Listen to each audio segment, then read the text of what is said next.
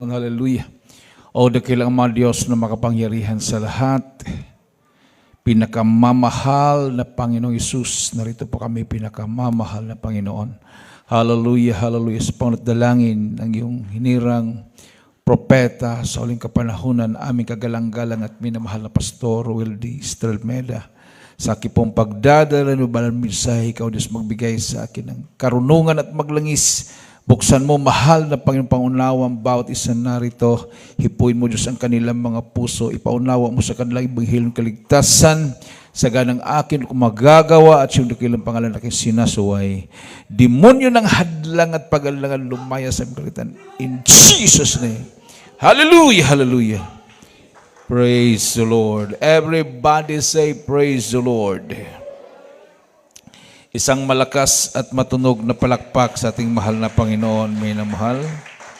Unang-una, ang pinakamataas na pagpupuri, pagluwalhati, pagdakila, pagsamba ay sa ating pinakamamahal na Panginoong Jesus lamang. And we give double respect and honor to the man of God, our beloved and honorable evangelist, Pastor Wildy Estrelmeda. We cherish the blessed memories and teachings of our beloved and honorable assistant pastor, Linis Almeda. At nagpapabuti po ako ng respeto at paggalang sa buong pamilya ng ating beloved parents in the Lord. Sa inyong lahat, minamahal, makapatiran, to our beloved viewers, magandang gabi sa lahat. Palakpakan natin ating mahal na Panginoon. Lahat na pinagpala, sumigaw na praise the Lord. Lahat po tayo, minamahal, ay pinagpapala na mahal na Panginoon. Nandiyan po yung pag-iingat, no? Nabanggit po ng isa po sa nagpatuto kanina, minamahal, nung aming pong karanasan, nung kami pumunta sa Mangkayan, Bugyas, Benguet, minamahal. Dahil sabi nga ng kapatiran na nag-antay yung mga kapatiran doon. Gusto nilang mag-celebrate ako ng birthday doon sa kanilang lugar, minamahal. At the same time, malibre na rin yung aming tulugan dahil alam mo naman sa Baguio, mahal po yung mga renta ng mga tulugan dyan. Ilan kami pumunta doon, minamahal. So, advance na po yung pagpunta namin at naabutan po kami ng gabi sa daan, minamahal. Layo pala yun, no? Actually, parang kung sa kilometro, malapit lang kayo yung pasigsag-sigsag, paakyat, pababa, bangin yung nasa gilid mo. At nung napunta kami ng Atok, wala ka talagang makitang daan. Ang makikita mo na lang yung kasalubong mo. Mayroon pang sumalubong sa amin na talagang halos magbanggaan na kami, minamahal. Hindi mo makita talaga yung daan. Kumaga, ewan ko kung paano pinatakbo ni Daniel yung sasakyan na kahit anong dilat ng mata ko, nasa harapan ako, hindi ko talaga makita. Nung umuwi kami kinabukasan, pasigsag-sigsag pala yung daan, bangin. Paano kayo? Kung dumiretso ka doon, hindi ka makaliko, wala na. So, talagang nagyan ng pag-iingat na mahal na Panginoon, minamahal. So, winarningan na kami dati na napakalamig daw doon. Kapag 12 degrees centigrade ang Baguio, sa kanila, 6 degrees centigrade yung temperature. So, pag sinabing 6, no, malapit na mag-snow yan. Yung mga cabbage nila ay nagkakaroon ng mga snow. Nasisira na. Yung mga sapa nila, yung mga ilog, parang may mga glass na lumulutang na. Kung talagang malamig na malamig. Pero ang malapit noon, mabait pagdating namin doon, umulan. So, alam mo naman pag umuulan, nawawala yung lamig. Kinabukasan, sabi na, for the first time, lumabas yung araw. Wala talagang ulap, minamahal, no? Wala talagang ulap, talagang lumabas yung araw. So, sabi lang ngayon lang nangyari ito, Brad, napakalamig dito, lumabas yung araw. So, walang hadlang yung celebration. Nakatulog kami ng maayos. Pag-uwi, habol sa practice. Doon ko nakita kung gaano sakripisyo ang mga tao doon. Talagang makikita mo yung bugyas nandun sa pinakamalalim habang paakyat kami sa bundok. So, grabe naman ang mga tao dyan. Yung mga, dito sa Ifugao, yung rice terraces, doon naman, vegetable terraces naman doon. Hagdan-hagdan na mga gulayan. So, ang mga kapatiran talagang umiiyak, napupuspos sa presensya ng mahal na Panginoon. Sa kagalakan na sila ay nabisita. No? Na kung talagang matakot kang mamatay, hindi ka talaga pwedeng pumunta doon. Yung Santa Fe, wala sa kalingkingan yan, may namahal. Punta ka ng Bugyas. Yung Santa Fe, wala yan. Kahit yung Ambuklaw, wala yan. Papunta ng Bugyas, grabe talaga yun. Ang layo pa. Pag-ikot ng ganyan, konting ikot na naman, tapos bangin yung sa gilid. Titingnan mo, hindi talaga mabubuhay ang mga tao pag mahulog. Talagang dadaan ka doon sa gulayan hanggang sa kaduluduluhan kung saan ka mapunta. So, yung pala na bihira lang po sila na bisita doon. So, sila po'y natutuwa at nagagalak, minamahal. At mayroon silang coming crusade, invited tayo. So, sa Bugya, sa Mangkayan, doon sa may malapit sa Lipanto mining. Yung gold mining nila sa Lipanto dyan, minamahal. Kasi dati sinusunog daw ng mga INPE, yung mga kagamitan dyan, mga bulldozer o ano mga kagamitan. So, plano nila magkrusada sa Mangkayan, nandyan yung Lipanto mining. At yung ating pong leaflets dito na may communism, satanism, gusto nilang yun yung ipamudbud doon na minamahal. No? Kasi sigurado kasi mga tao dyan, mga supporter ng NPA, mga tao dyan hindi mahihirap. Yung mga farmers dyan talagang, doon ka makakita ng farmers na talagang may mga sasakyan. No? Mga magagandang mga bahay nila, minamahal. Yung mga sasakyan nila talagang 4x4, mga magagarang sasakyan. Talagang, yan yung first class farmers. Kasi pag marinig natin yung word na farmer, parang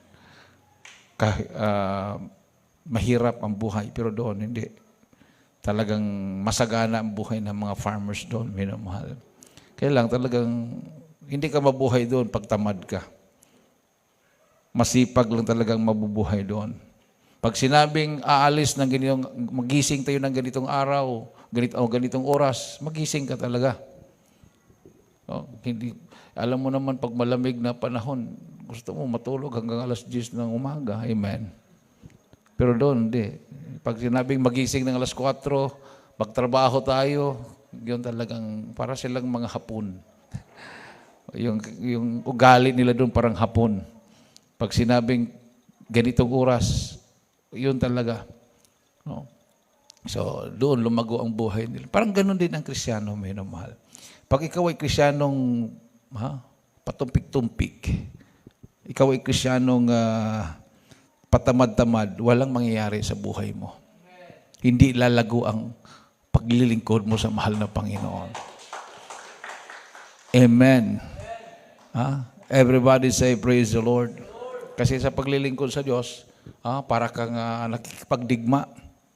Hindi mo nakikita yung kaaway.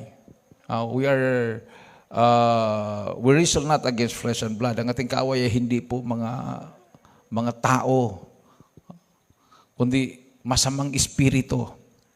The demons and even Satan. Pero sabi ng Bible sa James 4:7, submit therefore yourself to God and resist the devil, and the devil shall flee away from you. So paano ka magsubmita sa mahal na Panginoon? Susuko ka sa Kanya, magkaroon ka ng relasyon sa Kanya. Dahil sabi ng Romans 3:10, walang matuwid, wala kahit isa. So kung tayo po'y nag-iisip na matuwid tayo, hindi talaga tayo makakapasok sa langit. Amen. Dahil pag sinasabi, iniisip pong matuwid ka, hindi mo na kailangan magsisi. Hindi mo na kailangan ng Diyos. Everybody say, praise the Lord. No? Hindi mo na kailangan makinig sa salita ng mahal na Panginoon. Pag inisip mong, mayroon akong alam ko na yan. So hindi ka talaga matututo. Kahit matagal ka nang naglilingkod, wala kang natutunan. Ang importante, isipin mong wala ka pang alam para ma-absorb mo lahat na maririnig mo about the Word of God. Amen. So unahin muna natin yung James 4:7. Pakibasa, Santiago 4:7. Dito po sa aklat ni Santiago, Kapitulo 4, ang talatay 7. Pasakop nga kayo sa Diyos, datapwat magsisalangsang kayo sa dyablo, at tatakas siya sa inyo. Amen. Amen. No? Pasakop kayo sa Diyos. Tapos pag ikaw ay nagpasakop na sa Diyos, labanan mo ang dyablo. Huwag mong sabihin, ay normal lang to. Ginagawa din to ng iba. Hindi mo siya nilalabanan. Hinayaan mo siyang mananatili na sirain ang buhay mo. Guluhin ang isip mo. No? So, sabi ko nga kanina, ang paglilingkod sa Diyos ay pakikipagdigma laban sa puwersa ng kadiliman. Amen. So, we need the Spirit of God para labanan natin ang kaway. Kasi pag manahan sa atin ang Espiritu ng Diyos, wala nang kapangyarihan si Satanas laban sa atin. Sabi nga Isaiah 54:17, no weapon that is formed against thee shall prosper, and every tongue that shall rise against thee in judgment thou shalt condemn. And this is the heritage of the servants of the Lord. If the righteousness is of me, says the Lord. So kung ang kanilang katuwiran ay sa akin, walang puwersa ng kakaway ni armas na gawa ng tao na magtatagumpay laban sa iyo. Amen. So napatunayan po natin yan. Noong 1980s, nag-iisa ang ating mahal na pastor na sumisigaw, beware communism is satanism. Marami na po nagsusulputan ngayon. Nakikipaglaban sa komunismo. Pero wala na eh. Pilay na yung komunismo eh. Propaganda na lang yan, minamahal. Wala ka lang makikitang nangangambos, nangdudukot, pumapatay.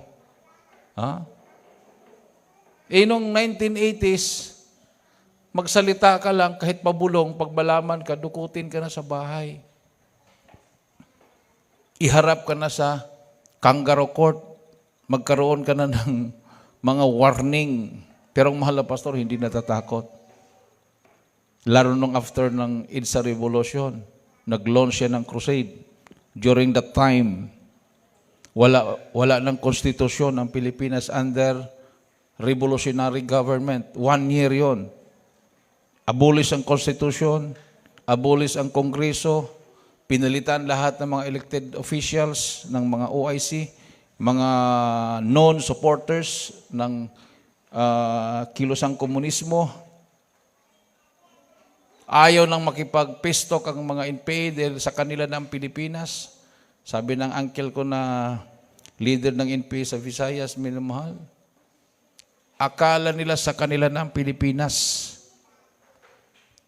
Pero nawala pa rin ang kanilang akala. Hindi po sila nagtagumpay dahil mayroong tao ng Diyos, a man of God, a prophet of God, lumaban sa komunismo. Naglagay ng malalaking streamers sa Metro Manila, sa mga karatig na bayan ng Central Luzon, papuntang Bicol Region, programa sa telebisyon, sa radyo, na headline sa mga pahayagan, nag-iisang pastor, matapang na kinalaban ang kilosang komunismo. Pinadalhan ng malapastor ng barong na itim. Pagpadala ka ng barong na itim, kasunod nun, ambus na yon, papatayin ka na. Sabi ni Malpastor sa live program sa television sa IBC 13, bakit isang barong lang na itim ang pinadala nyo? Lahat na preachers ng Jesus Miracle Crusade sa buong Pilipinas handang mamatay alang-alang sa Ebanghelyo ni Kristo. Hindi ako nag-iisa. Kasi ang mga totoong Kristiyano ay hindi duwag, kundi handang mamatay alang-alang sa Ebanghelyo. Amen. Inabangan ang malapastor sa time na naka-schedule sa Luneta. Sabi ni Raylindo Pamangkinik Dante Buscaino, ang kilalang founder ng New People's Army, na nakipag-join kay Joe Masison, founder ng Communist Party of the Philippines. Sabi ni Raylindo, ni-report niya doon sa Tarlac, sa Kapas Tarlac, yung kanilang pinaka-headquarters, madali lang patayin si Pastor Almeida. Walang bodyguards. Nakapasok ako, dala-dala daw niya yung granada at kanyang pistola. Naka-clutch bag siya. Wala namang nagsita sa kanya. Hindi naman tiningnan yung bag niya. Nagbarong siya, nagbitbit siya ng Bible, pumasok siya doon, pabalik-balik na dumalo. Walang nagsita sa kanya. Hindi sinita yung kanyang dalang bag na mayroong granada at pistola. Ibig sabihin, hindi mahigpit. So sabi lang, pagpipiestahan na natin sa Luneta.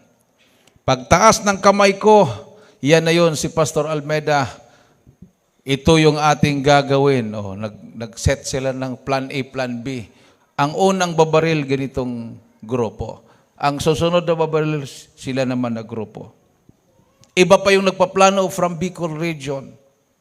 Sila naman from Central Luzon. Iba din yung nagpaplano na pumunta from the Visayas and Mindanao. Kasi galit sa mahal na pastor. Pagtayo ng mahal na pastor, nagtaas ng kamay si Raylindo, nagtaka siya, wala siyang narinig na pumutok.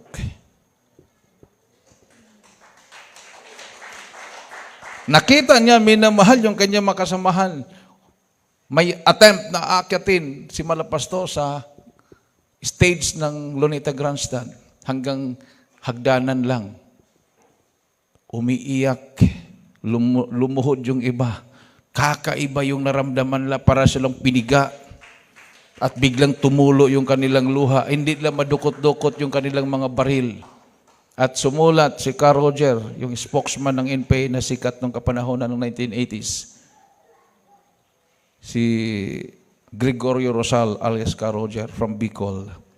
Naniwala na kami, Pastor Almeida, na mayroon kang Diyos talagang totoo. Kasi kung wala kang Diyos na totoo, patay ka na. Mula noon, marami na pong nagsisukuan, naglaylo, at ang iba nagpabautismo. Kahit si Raylindo nagpabautismo sa tubig sa pangalan ni Jesus. Amen! Everybody say, praise the Lord. So, sa ating kapanahonan ngayon, minamahal, may mga nagtatanong, mayroon pa bang NPA? Combatant, konti na lang. Hindi katulad ng panahon ng 1980s, umabot po sila ng 20,000 plus na mga combatant. Pero ngayon, mga 2,000, wala na, hindi naaabot. Dami ng sumuko, dami ng namatay. Pero yung kausap kong commander ng NPA sa Marag Valley, ang marami ngayon, yung mga unarmed, hindi mga kombatante, mga reservist, kumbaga, doktor, engineer, journalist, businessman, and they are supporting the movement of the New People's Army. Hindi mo pwedeng hulihin, hindi mo pwedeng patayin dahil unarmed sila, wala silang armas. The armed forces and the police are obliged to pursue the enemies of the state for as long as mayroon silang dalang armas. Pero kung wala silang armas, bawal yun. So, ibig sabihin, hopeless. Wala silang magawa. So, paano labanan ng komunismo? Anong sinasabi ng komunismo? Walang Diyos. Anong sinabi natin? Mayroon. So tayo yung kalaban nila. Dahil sinasabi natin may Diyos, sinasabi nila wala. So patunayan nilang wala at patunayan din natin mayroon. Amen. Yung mga Pilipino, 1 million of us, nagpatotoo, buhay ang Diyos natin. Amen. Kung wala silang armas, lalo tayong walang armas. Nung pinasok natin ang Sinundoan Valley, namimigay tayo ng leaflets, beware communism is satanism. Ang ibang mga INPE, kumuha. Sabi niya, Brad, wag na kayong tumuloy doon. Delikado, kami na lang ang mamigay. Bigyan mo ako, binigyan. Binigyan ko ng mga 50. Kulang pa to, Brad, marami kami. Dinagdagan ko pa. Binudbud doon sa mga INPE sa kampo. Nagkaroon na sila ng meeting. Sabi ni Sister Velma, Kuya, may info sa akin. Yung lip list na pinamigay natin, nakarating sa pinaka-leader ng INPE. Nagkaroon sila ng meeting. At kung anong outcome, yun ang masusunod. Pinagmitingan, discussion. Ano bang gagawin natin itong mga taong ito? Sinasabi nila, satanismo daw tayo. Ang lumabas after ng meeting, sabi nung grupo na kumakampi sa atin, babayaan natin sila. Wala naman silang armas na dala. At ang mga tao na lumalapit sa kanila, nagbabagong buhay. Amen. So, pinabayaan kami. Nabautismuhan yung kapitan, nabautismuhan yung mga barangay councilors, barangay tanod, mga tao, yung mga problema sa barangay, nabautismuhan, nagbagong buhay, lalo silang naniwala. Sabi ni Kaisa sa akin, isang Amazona, alam mo Brad, pag kami nag-iisip ng masama sa inyo, mayroong masasamang nangyayari sa amin. So, pinabayaan na lang namin kayo. Minamanmanan, sinusubaybayan. Pero, nakita namin, ang ginagawa ninyo, mas higit pa sa ginagawa namin. Nagsasakripisyo kayo, gabi, madaling araw, ulan, init. Hindi kayo natatakot. Ganon din kami. Kaya lang kami pumapatay, kayo hindi. Ang hangad ninyo pagbabago, ganon din kami. Pero walang nagbago sa amin, sa inyo mayroon. Amen. Bakit may nagbabago sa atin? Dahil mayroong Holy Spirit. Everybody say, praise the Lord. So sabi ng Ephesians 1:13, the believers in Ephesus received the Holy Spirit after hearing the truth of the gospel and believing it. So this shows the connection between believing and receiving the Spirit. So, paano ka makatanggap ng Holy Spirit? Pag marinig mo at maniwala ka sa katotohanan na dala ng mga mangangaral, ang Ebanghelyo. Sino ang nagdala ng katotohanan? So lahat nagsasabi, kami ang katotohanan. Wala talagang preacher na kahit anong relihiyon, walang nagsasabi na kami wala sa katotohanan. Lahat katotohanan yan. So sabi ng Malapinon, search the scripture. Sabi ng Malapinon, seek the truth and the truth shall set you free. So mayroon po tayong gagawin. Hanapin natin. Nasaan yung katotohanan na yon? Total, sinasabi ng Biblia, pag marinig mo ang katotohanan na yan, ma-receive mo ang Espiritu ng Diyos. O ng Ephesians 1:13. Atin pong basahin. Pakinggan po natin ang mainam. Dito po sa Efeso, Kapitulo 1, ang talatay 13, nasa kanya'y kayo rin naman, pagkarinig ng aral ng katotohanan, ng ebanghelyo ng inyong kaligtasan, nasa kanya rin naman, mula nang kayo'y magsisampalataya, ay kayo'y tinatakan ng Espiritu Santo na ipinangako. Amen. Palakpakan natin ang ating mahal na Panginoon. O, di ba? So, sa Episo, Kapitulo 1, versikulo 13. Napakalinaw po, minamahal yung ating narinig sa 1:13 ng Epeso. In whom also trusted after that ye heard the word of truth, the gospel of your salvation, in whom also after that ye believed, ye were sealed with the Holy Spirit of promise. Amen. So, kailangan pala, ang marinig natin ay gospel na sinasabi nito, word of truth. Salita na katotohanan. At mapatunayan mong katotohanan yung sinasabi ng isang preacher dahil matanggap mo ang Holy Spirit, matatakan ka. Magbagong buhay ka.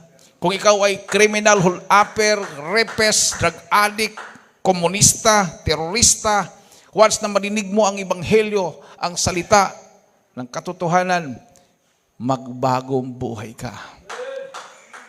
Yan ang dala ng ating mahal na pastor. So millions nakarinig ng ebanghelyo. Yung iba pa minamahal, pinapatay pa nila yung telebisyon dahil nayayabangan daw sila. Sino ba yan si Evangelist Almeida? Para namang walang kamatayan. Parang galing sa langit. Sobra mangaral. Oh, sobra daw mangaral. Pero nung nagkaroon na sila ng sakit, dying na sila sa cancer, naalaala nila yung napanood sa TV. Dumalo sa gawain, nagpabotismo, gumaling ang kanilang sakit. Amen. Kasi pag hindi mo talaga maabot yung standard ng malapin, wala pong sobra. Walang sobra minimal. Hindi pa natin naabot. Paano naging sobra? Ang requirements ng malapin noon, 100% faith.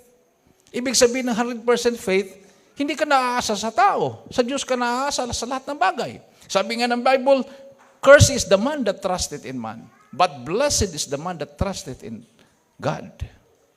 O mayroon bang mga tao ngayon na 100% sa buhay nila umasa sa mahal na Panginoon? Pag magkasakit sila, hindi sila nagpapadoktor, hindi sila na umiinom ng gamot.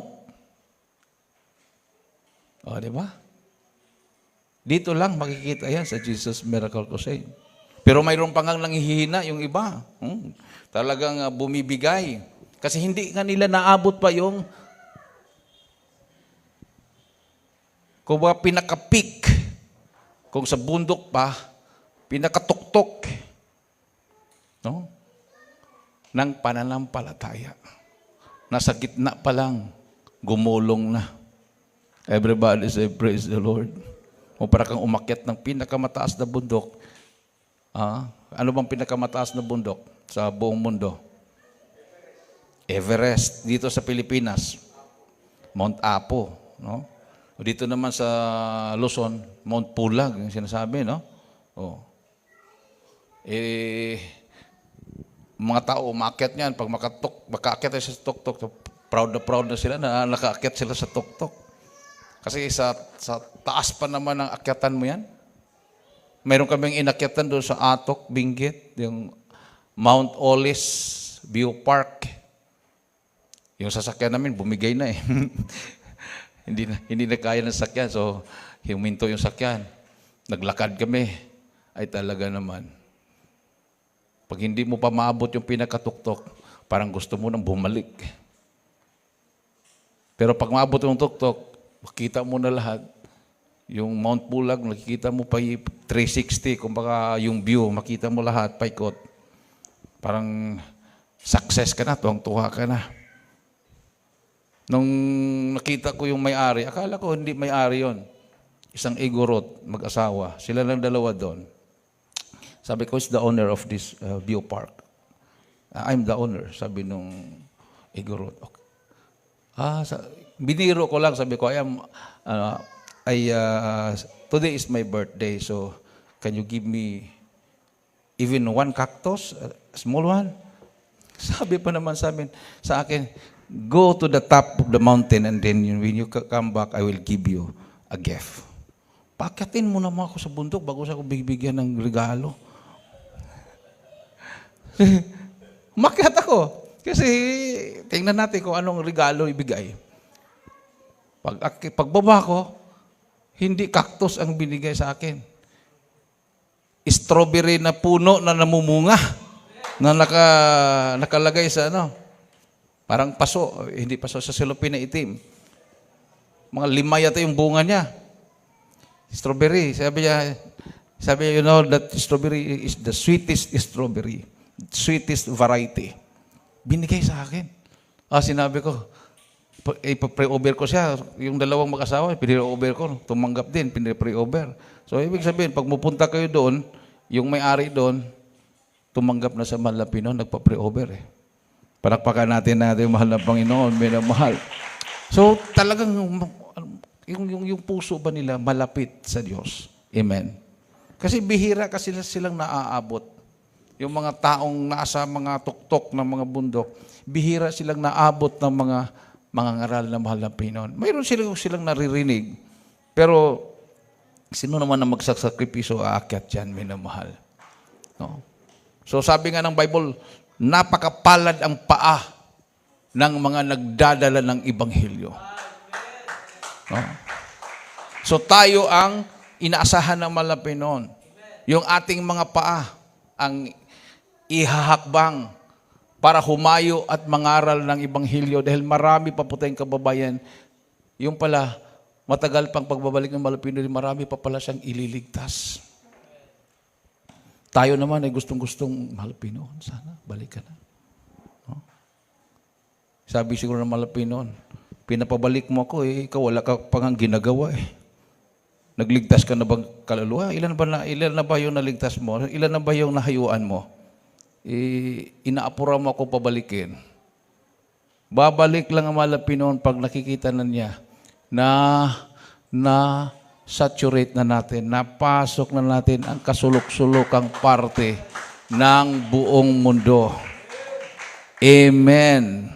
Everybody say praise the Lord. Isang malakas at matunog na palakpak sa ating mahal na Panginoon, minamahal. At sinabi po dito, minamahal, sa Acts chapter 2 verses 14 to 18, Peter begins the first message of the new church age by quoting Joel 2:28. God had planned to pour out His Spirit even back in Joel's time. And what happened on the day of Pentecost was the fulfillment of His prophecy ni Propeta Joel. At sa ating kapanahunan ngayon, sa end time. So, kapanahonan ng mga apostoles, yun po yung new church age. Doon po nag-start yung church. Habang tumatagal at namatay na yung mga original na mga disciples of Christ, yung mga preachers na mahal na Panginoon, unti-unting lumilihis na ang mga ngaral. No? Pumapasok na yung mga naghahari na yung tinatawag na mga false teachers. During the time of the apostles, mayroon ng mga false teachers. Mayroon ng mga antichrist nung panahon na yon. At lalo silang lumalakas nung nawala na ang mga apostoles. Yung pinugutan na ng ulo, ang iba sa kanila, pinako sa cross. Ang iba sa kanila sinunog. Ang iba sa kanila pinakain sa leon. So kumbaga, yung mga naiwan, nagkaroon ng question mark sa isip nila. Kung totoong may Diyos, bakit si Pablo pinugutan ng ulo sa Roma? Bakit ang kapatid nating si Pedro ay pinako sa cross? Patiwarik. Bakit yung iba sinunog? Bakit yung iba pinakain sa leon? Yung iba pinugutan ng ulo? Nasaan ang Diyos? Di ba? Unti-unti nang pumapasok yung fear, yung takot for survival.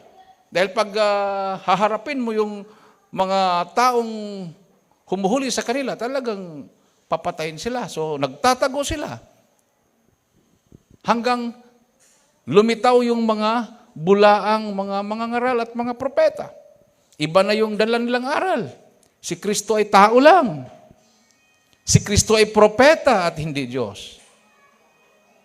Si Kristo ay tao at hindi Diyos.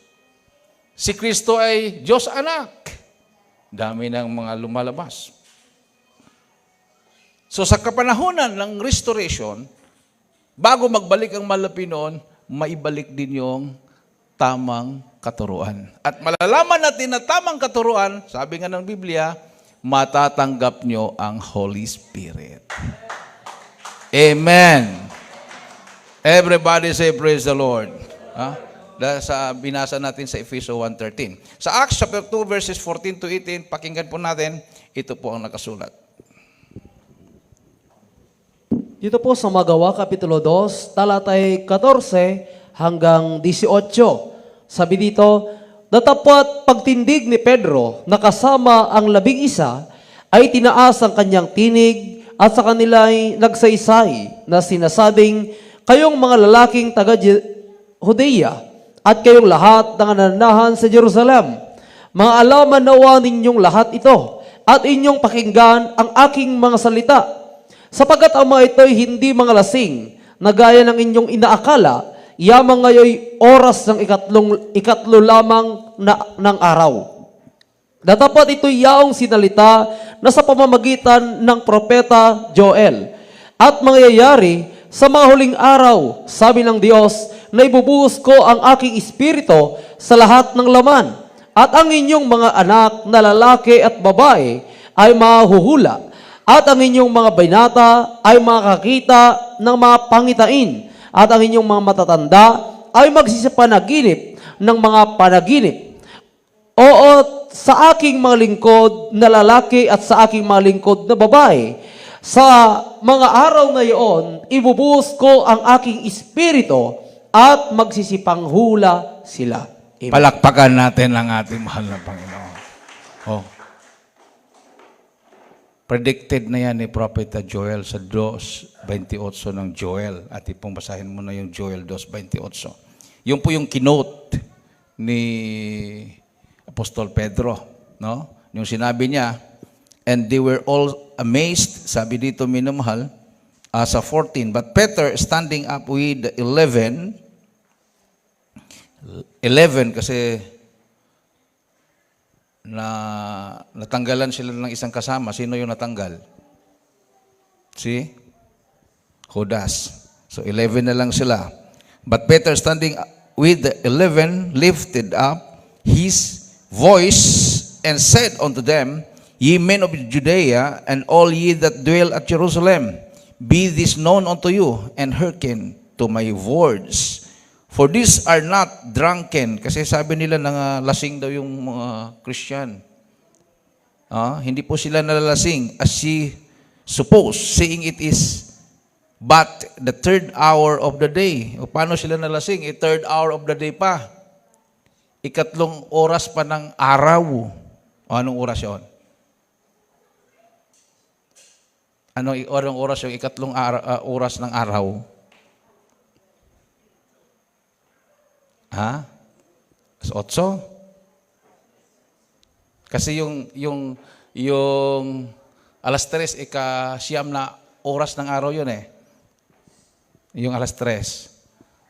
So, alas 9 siguro. Amen. 7, 8, 9, 10, 11, 12, 1, 2, 3. Tama.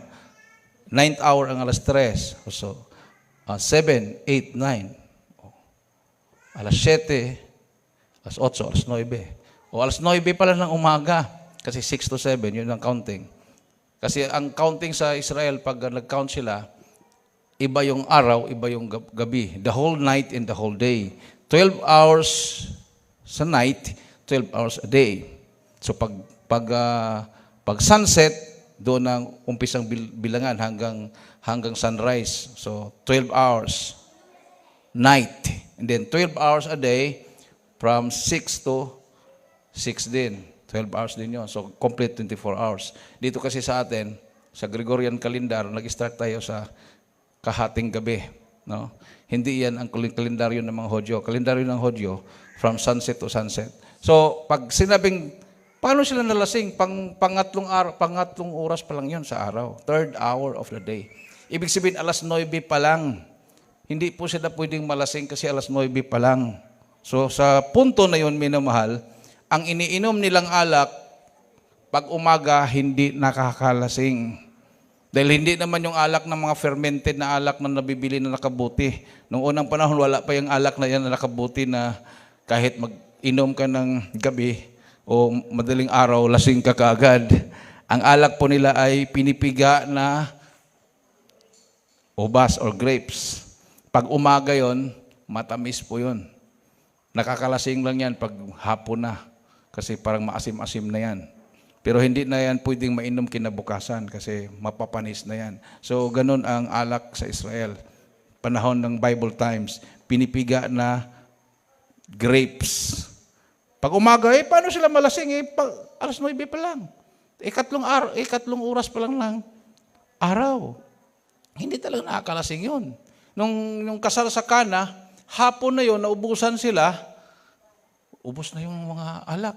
Sabi ng mga Pinon, punuin lahat ng mga lalagyan ng tubig. Tapos nag-pray siya. Tapos, sinerve. Nagulat yung mga tao, ang tamis Ang sarap. Hindi sila makapaniwala, hapon na, dapat maasim na yun. Parang suka na. Yun ang alak na yun, milagro ng Malapinon yun. So, ibig sabihin, ayaw talaga ng Malapinon na iinom ka ng nakakalasing kasi ang milagro niya, ang ginawa niya, matamis. Yung fresh na kapipiga pa lang ng mga ubas. Palakpakan natin ang ating mahal na Panginoon. Minamahal. Ituloy po natin ang basa. At sabi niya, but this is that which was spoken by the prophet Joel. And it shall come to pass in the last days with God, saith God, I will pour out my spirit upon all flesh, and your sons and your daughters shall prophesy. And your young men shall see visions, and your old men shall dream dreams. And on my servants and on my handmaidens I will pour out in those days my spirit, they shall prophesy. Sa Joel 2:28, ito naman ang nakasulat. So yan ang kinote ni Apostol Pedro, yung sinabi ng Joel 2:28. Dito po sa aklat ni Propeta Joel, Kapitulo 2, ang talatay 28. Sabi dito, at mangyayari, pagkatapos na ibubuhos ko ang aking espiritu sa lahat ng laman, at ang inyong mga anak na lalaki at babae ay manghuhula, ang inyong mga matanda ay magsisipanaginip ng mga panaginip, ang inyong mga binata ay makakita ng mga pangitain. Palakpakan natin ang ating Diyos na buhay. Yan po yung mga Holy Spirited men and women. Mga visions, dreams, magpropesya. Bihira na po yan sa ating kapanahonan ngayon. Because nakafocus na po tayo sa technology. Amen. Technology na tayo nakafocus. Pero nung wala pa yung cellphone na yan, wala pa yung mga technology na yan, nagmamanifest yung dreams, visions, prophecy. So, si Satanas, kinounter niya yan. Ayun, huwag kayong maniwala sa mga dreams na yan. Ito yung paniwalaan nyo. Ito, technology. Manood na lang kayo dyan, magbabad kayo, huwag ka na matulog para hindi na kayo managinip. Magbabad na lang kayo dyan.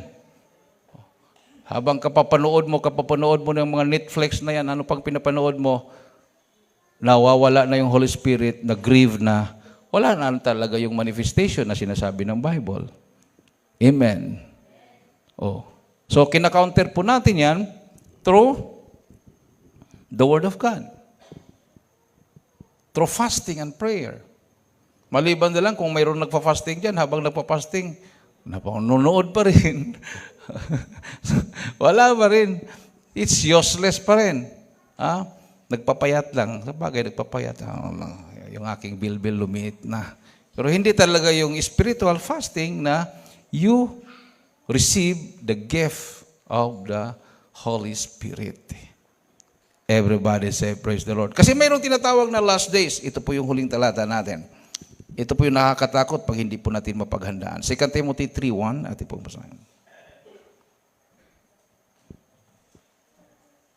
Dito po sa aklat na ikalawang sulat ni Apostol Pablo kay Timoteo, ang Kapitulo 3, ang talatay 1. Sabi dito, datapot alamin mo ito na sa mga huling araw ay darating ang mga panahong mapanganib.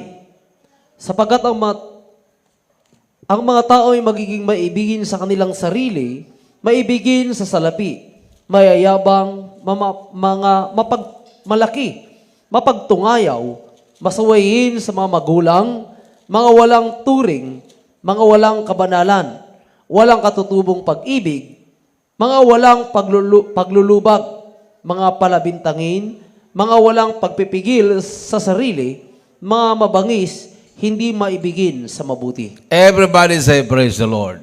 So, this know also that in the last days, perilous times shall come.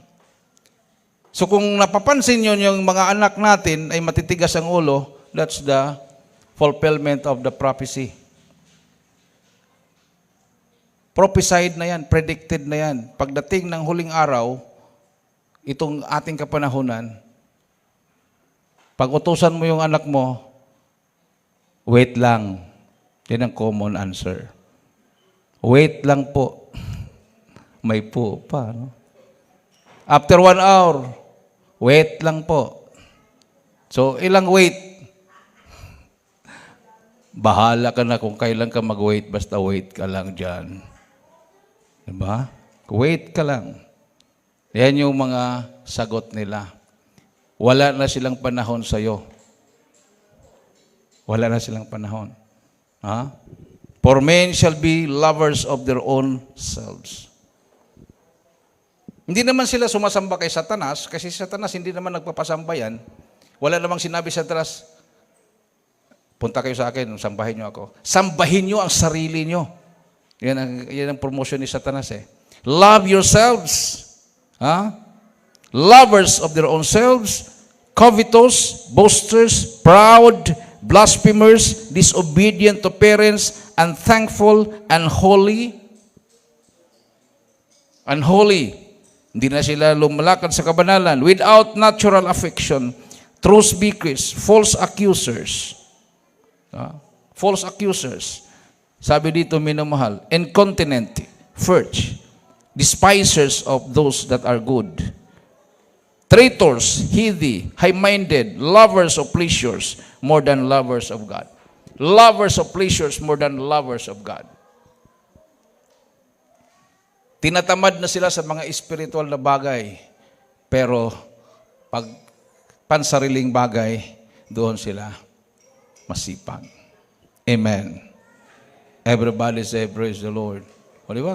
Kung minsan, yung iba, hindi pa gumagalaw, palapit na yung 48th church anniversary, wala pang nagpalista. Nagulat ako, walang nagpalista ng fine choir, walang nagpalista ng youth choir. Saan sila sasakay?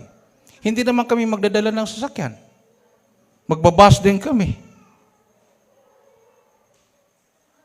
Di maiwanan sila kasi occupied na yung first bus. Kung hindi natin ma-reach yung second bus, isang bus lang kukunin natin. O saan sasakay yung mga finest? Saan sila sasakay yung mga youth choir? Wala sila sa listahan. Maiwan sila. Ang makasama lang, mga adult choir. O, di ba? Kasi hindi naman tayo makasiguro sa second bus. Pag hindi natin ma-reach yung passenger, yung third bus, 30 plus na. So, ilan na lang kulang? Mga 10. Kung hindi tayo makakuha ng pang second bus, iwanan talaga yung... Kasi yung first na nakapalista, sila yung priority sa first bus. Manalangin yung hindi pa nagpalista na makabuo kayo ng 43 passengers for the second bus. Amen. O kasi yung plano namin mag-bus na lang kami. Kasi alam mo naman yung kumbaga trauma. Yung biyahe from going to Bogyas to Bangkayan to Baguio to siyempre paikot-ikot ng ganon. Naputukan pa kami ng tatanggal yung hose ng preon. Nung paakyat doon sa Ambuklaw, akala ko pumutok yung gulong. Pero nagtaka ko, parang grabe namang gulong yan. Yung hangin hindi nauubos. Parang may humahampak-hampas doon sa likod namin. Tapos paglingon ko, nag-foggy na. Hindi naman hangin yung ganun eh. Parang usok na puting-puti. Yung pala yung preon, bumuga na. Lumabas na pala lahat na preon. Buti hindi doon sa babaan na mahabang babaan o mahabang akyatan kasi pag pinatay mo yung makina nung gano'n, hindi na pag mag-brake ka, hindi na kakapit yan. Tsaka bubuloso ka talaga sa bangin. So doon pa lang sa kunting akyatan, doon na bumigay. Ibig sabihin, tinanggal na lang malpinon yun para hindi madisgrasya. Amen. Tuloy-tuloy pa rin kami pagkat wala ng aircon. Pagdating sa Baguio, may nakita kaming inayos. Gumasto din kami ng mga 2.8. Kasi pinalitan talaga yung hose niya. Tapos inayos. Kailangan palang ayusin dahil pag hindi ayusin, pwede namang hindi namin paayos yun dahil malamig naman daw sa atok. So hindi ka na mag-aircon. Umulan. Siyempre magsarado kami. Paano makahinga sa loob? So pinaayos muna. So kumbaga yung travel na yon, nag-create din ng trauma. Kumbaga, konting natatakot ka na rin. So, kaya hindi ka nakakatulog the whole night na travel. So, mas maganda pa siya. Mag-bus na lang siguro kami din. Makatulog pa kami. Wala ka namang alalahanin. Mga aircon na yan. Diretso kasi may practice this coming Friday, next week. Final practice. Kasi walang practice Sabado para hindi mapagod ang choir, kakanta pagka linggo. So, Friday daw ang practice. So, pwede kaming mauna doon. So, paano yung mga hindi pa nagpalista? Saan sila sasakay? So, kailangan po minamahal. Palagi natin nag-a-announce, wala pang kumikilos. So, yun na nga sinasabi dito. Kumbaga, hindi ba sila natataranta? No? Kumbaga, nung pagputok yung prayer na yon, sigaw ng sigaw si Angel, labas na labas, walang lumabas. Kung talagang nagdisgrasya, patay lahat ng nasa loob dahil hindi nga sila kumikilos. No? Kung bumaban ako, pinababa ko ng bilabi ko. Nagtaka ko sa loob, wala pang bumaba. Kung umatras yon at hindi na kumapit yung brake, kasama ka mahulog sa bangin, kasama ng sasakyan. So, kailangan split of a seconds, talagang ready ka palagi. Hindi yung masyak ka ng ganon. Kaya talagang buti pa si Donya lumabas na. Sumunod kay Angel. Amen. Sabi doon ni Angel, kanya-kanya kaligtasan. Sabi doon niya, sunod na ako sa iyo. Ayaw ko pa mamatay. Nung nakita nilang sumunod na si Donya, doon pa sila kumilos. Yung aso, sumunod na nga, sila pa kaya. Amen. So, kailangan sumunod. Kung may announcement tayo na magpalista, huwag po kayong magpahuli. Kasi, pag hindi tayo kukuha ng second bus, mamoblema kayo. Kanya-kanya kayong mamasahe. Pagkatapos ng gawain, kanya-kanya din kayong pupunta sa terminal at sumakay para makauwi. So, mas maganda yung nandyan na yung sasakyan, antayin mo na lang, nandoon nakaiwan yung gamit mo, punta ka, kakanta ka, hindi mo na bitbitin yung bag mo. Pagkatapos, pag uwian na, mayroon kang pupuntahang bus, sumakay ka na lang at matulog pa uwi. Amen. Huwag talagang matigas yung ulo, minamahal.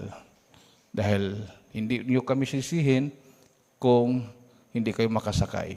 Baka nag-expect kayo magdala kami yung sasakyan. Tentative pa yung sasakyan dahil na-trauma nga ang mga pasahero.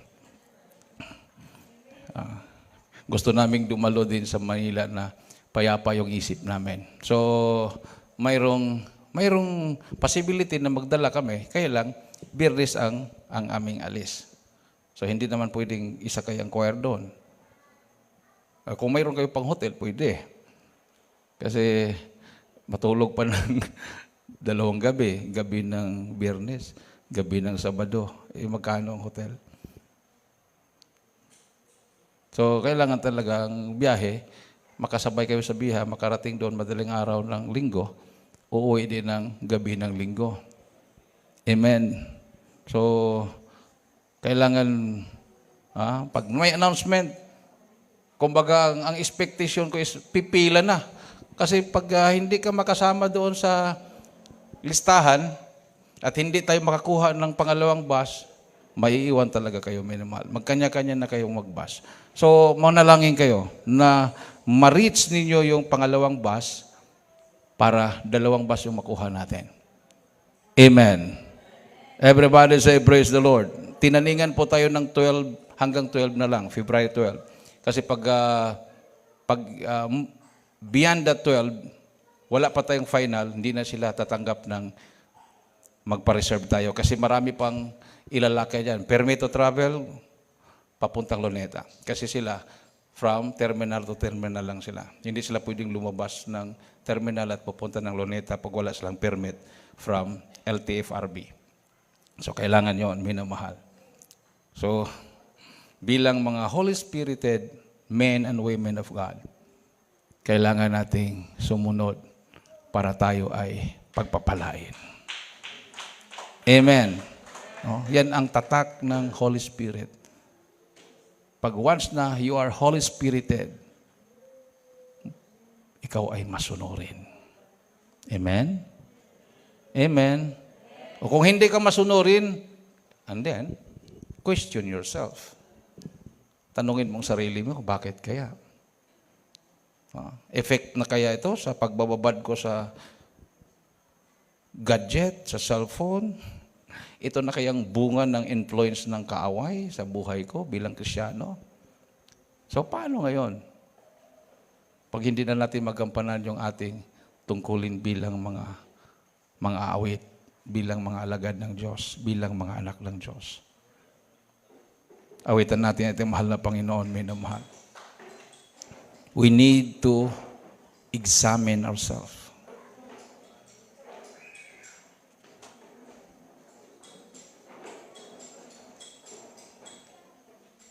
Kahit kami minamahal, napapansin namin yan. Pag once na nakafocus ka na lang sa digital, yung mga cellphone na yan, mayroon kang mararamdaman talaga something na para kang hindi ka pa abante sa paglilingkod, para kang paurong, para kang naglalakad na paatras. Napakahirap damhin ang presensya ng mahal na Panginoon. Kasi ang purpose lang talaga ng cellphone na yan, tawag, text. Yan lang yung purpose yan eh. Noong mga 1990s, yan lang ang cellphone. Tawag, text. Pero ngayon, mayroon na kasing mga ini-insert na marami. No? Marami ka nang makikita dyan para kang mapanood mo ng buong mundo dyan. Anytime, pwedeng mayroong mangyayari.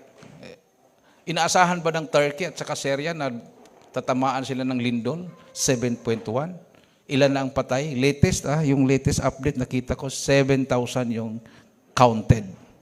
7,000 na patay. Counted yun Yung mga gumuguho na hindi pa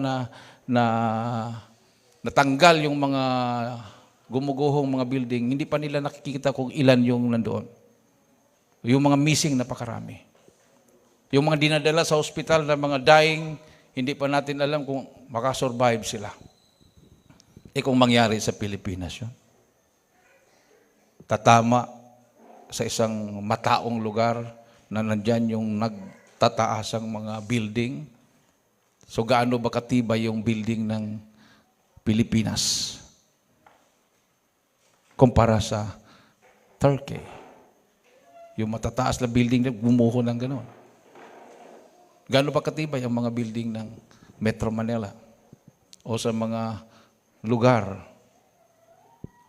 O gaano ba katibay ang panampalataya ng bawat isa pagdarating ang sakuna?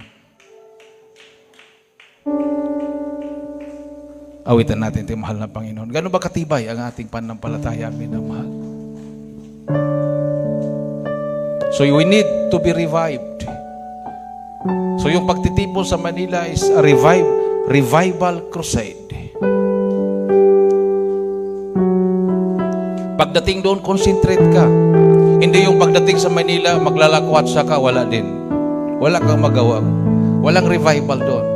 O mag-stay ka lang doon doon tayo, yung nirenta nating tent, doon ka lang. Magkwentuhan lang kayo doon, di ka nagpupuri. Wala din kwenta yon. Pagdating doon, maghanap ka ng lugar na makapag-concentrate ka and worship God. Kung maaring humiwalay ka muna sa barkada mo, sa kaibigan mo, para makapag-concentrate ka at magpasalamat ka sa Malapinoon na you belong this ministry. Yan ang ginagawa ng mga kapatiran. Huwag po nating isipin na matagal na tayong naglilingkod. Huwag po nating isipin na marami na tayong nalalaman. Kasi yan po ay magiging hadlang na ikaw ay matututo at marirevive. Isipin mo, wala ka pang alam, Lord, wala pa akong nagawa. Wala pa akong alam, mahal na Panginoon. Pumasok ka sa puso ko. Give me wisdom. Give me knowledge. Awitan natin ito, mahal na Panginoon, minumahal. Hallelujah.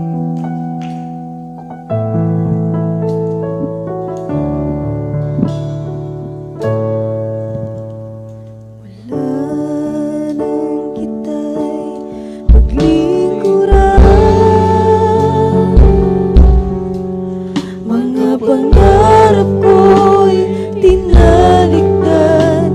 Inuna ko, O Diyos, ang iyong kaharian. Gaano man ang hirap na maranasan, susundin ko pa rin ang iyong kalooban. At kahit na ang aking buhay ay maging isang alay, taos puso ibibigay ang buhay ko para sa'yo.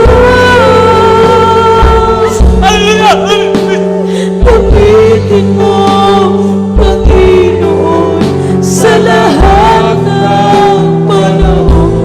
Ang buhay ko para sa'yo. Gamitin mo, Panginoon, sa lahat ng panahon. Gamitin mo. Nasa ating kalagitnaan ng presensya natin, mahal na Panginoon, minumahal. Hallelujah. Praise the Lord. At kahit na mayroong hadlang, sa biyaya mo'y mananahan. Ang buhay mo'y sa'yo lamang. Hindi laan gaano man ang hirap na maranasan, susundin ko pa rin